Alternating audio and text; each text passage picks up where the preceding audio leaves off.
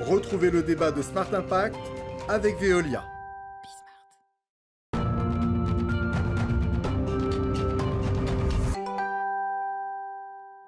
C'est le débat de ce Smart Impact et je vous présente mes invités. Agnès Audier, bonjour. Vous êtes la présidente de l'Impact Tank et Valérie Daher, bonjour. Bonjour. Bienvenue à vous aussi, directrice générale de la fondation Break Poverty. Peut-être un mot de présentation. C'est quoi l'Impact Tank pour commencer ? L'Impact Tank, c'est un jeune think tank qui a été créé pour travailler sur l'innovation sociale, les innovations dans le domaine social au service de causes comme la lutte contre l'illettrisme, comme la prise en charge des réfugiés, comme l'accès à la formation ou à l'emploi. Donc tout le champ du social au sens large, avec l'idée qu'on manque d'innovation. Plus exactement, il y a des innovations dans le pays, il y en a énormément, mais le sujet, c'est comment on fait pour passer à l'échelle, pour que quand quelque chose fonctionne, on arrive à comprendre pourquoi ça fonctionne, quelles sont les conditions de succès et comment on fait pour que ça arrive, j'allais dire, en grand, dans plus de territoires. Et l'originalité qu'on a, c'est d'essayer de faire travailler ensemble les acteurs du champ de l'économie sociale et solidaire, qui historiquement sont ceux qui ont beaucoup innové, les entreprises qui innovent de plus en plus, notamment tirées par leur politique de responsabilité sociale et environnementale, mais aussi les pouvoirs publics et, j'allais dire surtout, en tout cas c'est notre originalité, les chercheurs, les universitaires. Parce que si on veut passer à l'échelle, si on veut faire en grand, il faut déjà mesurer l'impact de ce qu'on fait. Donc la mesure de l'impact, ou Impact Tank, on veut la faire avec des universitaires et des chercheurs. Même question à propos de la Break Poverty Foundation, c'est quoi ? Alors c'est un fonds de dotation qui a été créé il y a 4 ans par un certain nombre de chefs d'entreprise, tous engagés pour lutter contre la pauvreté, notamment contre la pauvreté des enfants et des jeunes dans notre pays. En France, en fait, ces chefs d'entreprise ont tous pour combat de lutter contre le déterminisme qui en fait, condamne aujourd'hui très concrètement nos enfants pauvres à la pauvreté à vie.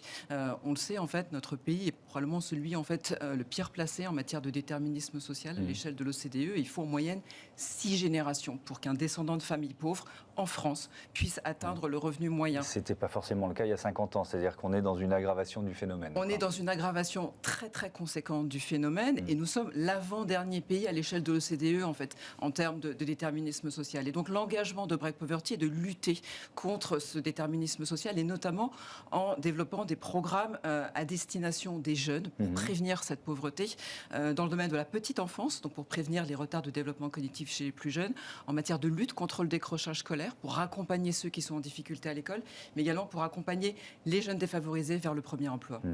L'an dernier, Agnès Audier, vous avez réuni une 50aine d'acteurs de terrain pour, c'est ce que vous décriviez, identifier, faire passer à l'échelle des projets innovants qui sont destinés aux territoires ruraux et périurbains. Et vous publiez votre premier rapport de solutions. Alors, il y a un exemple qui semble tout simple. On se dit, bah oui, évidemment, l'ouverture de cafés multiservices. Pourquoi c'est finalement une bonne pratique ou une bonne idée identifiée et que vous voulez faire passer à l'échelle ?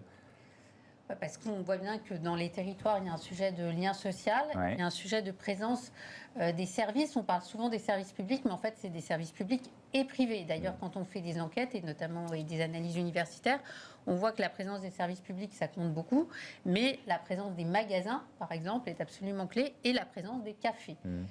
D'où le programme qui a été lancé par le groupe SOS, auquel d'ailleurs le think tank est adossé, mais ce n'est pas pour ça qu'on a pris cette initiative.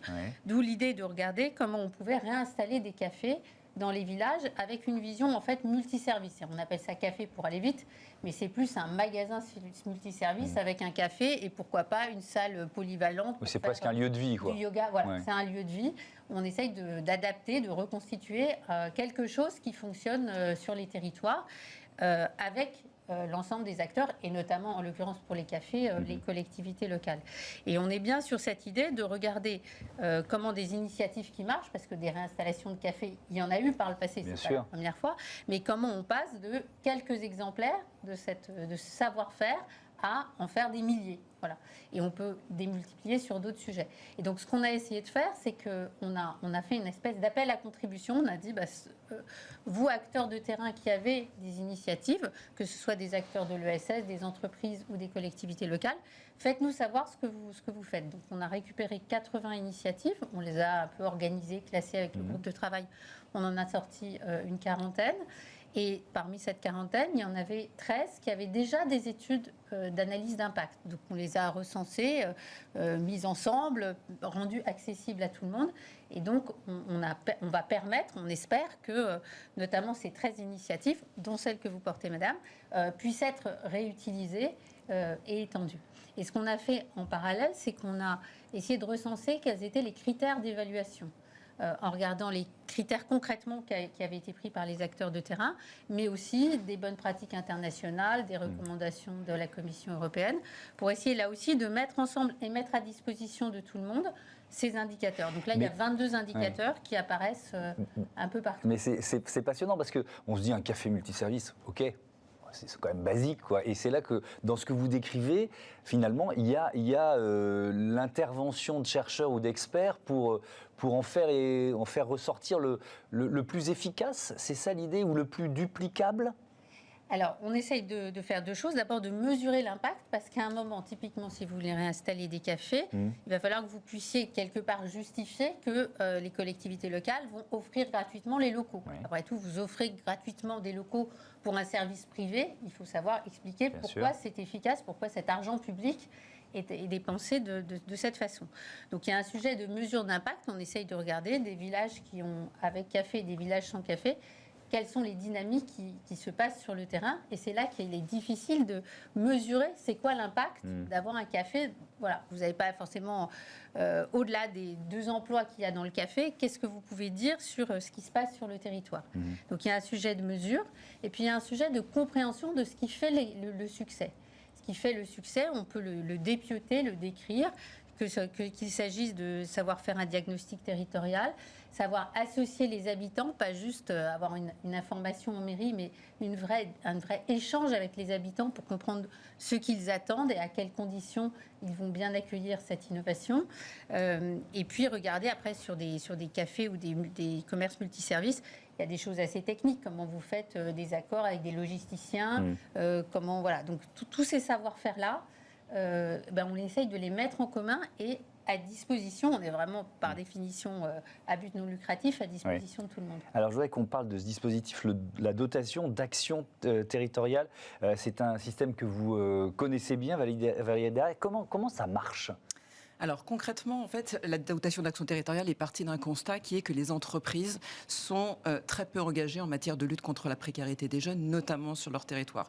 Déjà, quand on regarde les chiffres à l'échelle nationale, on constate que 9 entreprises sur 10 ne font pas de mécénat. Aujourd'hui, en fait, ce sont moins de 10% des entreprises françaises qui s'engagent en matière de mécénat. Et lorsqu'on zoome sur le mécénat social, on constate que c'est 20% de ces 9% d'entreprises qui s'engagent sur ces sujets-là, soit 2% des entreprises françaises qui aujourd'hui s'engagent en matière de lutte contre la précarité. C'est trop peu face au constat qui est le nôtre et face notamment à l'ampleur de la pauvreté et du déterminisme social en France.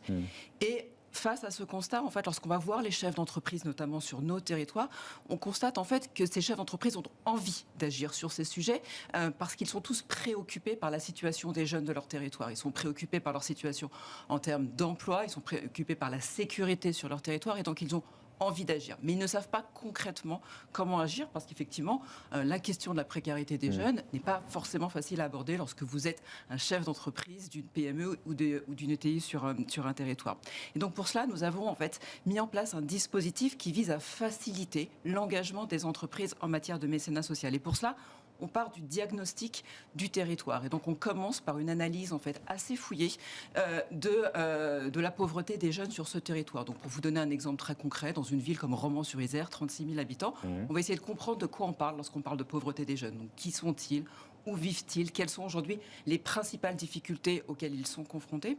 Et face à cela, on va identifier des projets associatifs qui existent sur ce territoire, ou quelquefois en fait qui n'existent pas mais qu'on va faire venir sur le territoire et qui vont permettre d'accompagner très concrètement les jeunes de ce territoire et leur permettre en fait de trouver une voie de sortie de la précarité. Et donc là aussi c'est un dispositif qui associe le public et le privé. Il y a plusieurs entreprises qui s'engagent.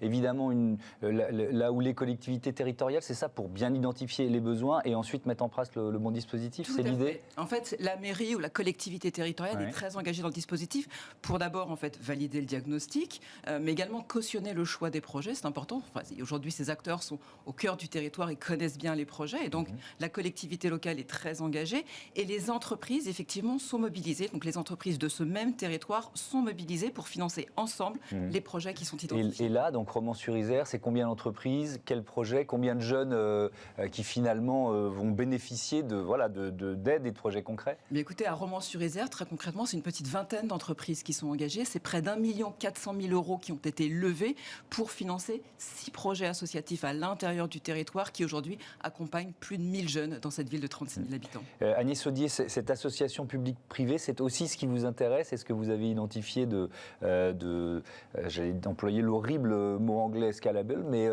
pour passer à l'échelle, la dotation d'action territoriale? Absolument. Je pense qu'il y a un sujet de coopération de façon générale. Hein.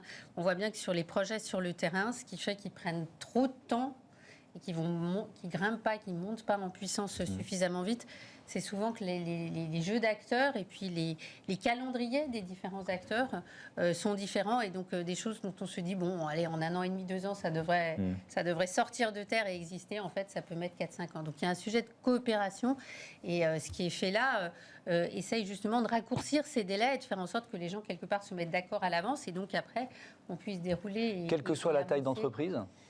Ou c'est des grands groupes plutôt qui participent? Je pense qu'il y a maintenant des entreprises de toute taille qui s'engagent sur les territoires, et peut-être que sur les territoires, on a peut-être même une tendance à ce que ce soit plus les ETI qui soient proches des territoires. Donc plutôt les entreprises de taille intermédiaire. Mais typiquement, là, sur le travail qu'on a fait, je vous disais, on est surtout parti du secteur associatif. Ce qu'on veut, c'est prolonger le travail l'année prochaine avec des entreprises petites et aussi les grandes entreprises qui sont un réseau, que ce soit dans le secteur de l'énergie, des transports ou du commerce ou des télécoms. Le temps file vite, donc je vais vous poser une dernière question sur ce mécénat social. Est-ce que le cadre réglementaire est adapté aujourd'hui, ou est-ce qu'il faut le changer, d'après vous? Alors, l'ensemble des acteurs se penchent plutôt vers une conservation du système actuel. En fait, il est déjà hyper compliqué. Et donc, donc rajoutons pas une loi pour le compliquer. Exactement. Encore. Bon. Et donc là, la volonté de tous, en fait, c'est plutôt en fait de faire en sorte qu'il soit connu. Et d'ailleurs, on constate en fait, notamment sur le territoire, qu'un dispositif que nous avons beaucoup en fait poussé, qui permet en fait d'augmenter la déduction fiscale, notamment le plancher de déduction fiscale en fait pour les entreprises qui s'engagent, donc à hauteur de 20 000 €. Ce dispositif n'est absolument pas connu de la part des PME qui souvent en fait limitent leur engagement par peur, effectivement, que ça leur coûte trop cher. Donc pour nous, il est aujourd'hui très important qu'au contraire, les entreprises s'engagent de manière beaucoup plus forte en connaissant ce dispositif.